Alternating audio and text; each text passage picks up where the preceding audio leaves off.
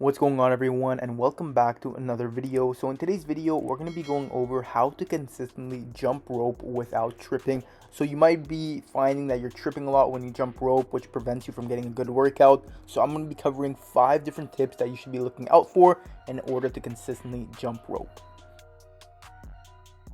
First things first, let's look at the proper setup of a skipping rope. So talking about the length, if you step on your skipping rope, the handles should be reaching the bottom of your chest to the midway part of your chest. This will allow you to have the proper length of the skipping rope and prevent you from tripping.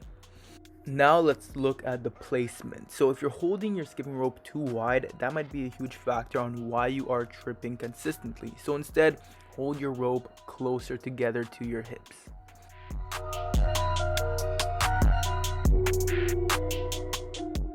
Talking about the placement, let's look at the height. So if you're holding your skipping rope too high up, then on the way down of the rotation, your rope will be hitting your feet, which is going to cause you to trip over your rope. So instead, hold your skipping rope near your hips.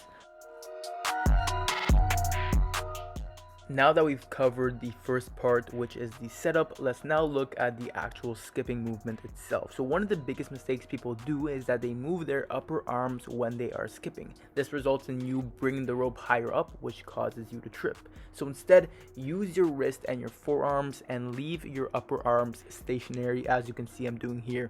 Only my forearms and my wrist are doing the movement.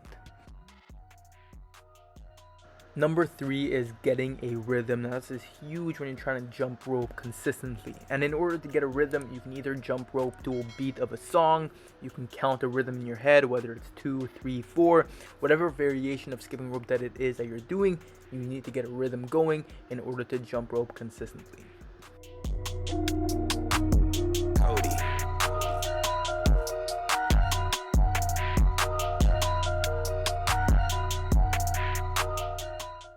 Number 4 is that you need to adapt and control to your speed. This is one of the main reasons a lot of people trip and why you might be tripping as well. It's that the speed of your legs and the speed of your skipping rope are not flowing together, meaning one is moving quicker than the other, which is going to result in you tripping.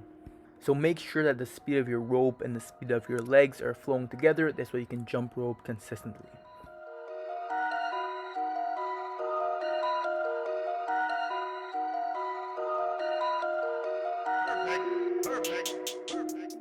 Number 5 is simply starting off with what works for you. So whatever variation it is that works for you, stick to that. If you like to do 2 legs together, if you like to look down at your feet, if you like to look up, whatever it is that works for you, start with that and then work your way up as you go.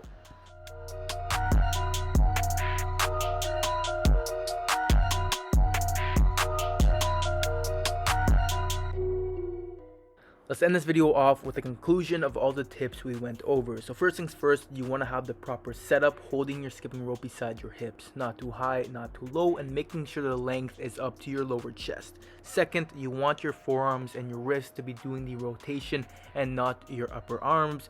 Third, you want to jump with a rhythm, whether you do this by jumping with a beat of a song or by counting.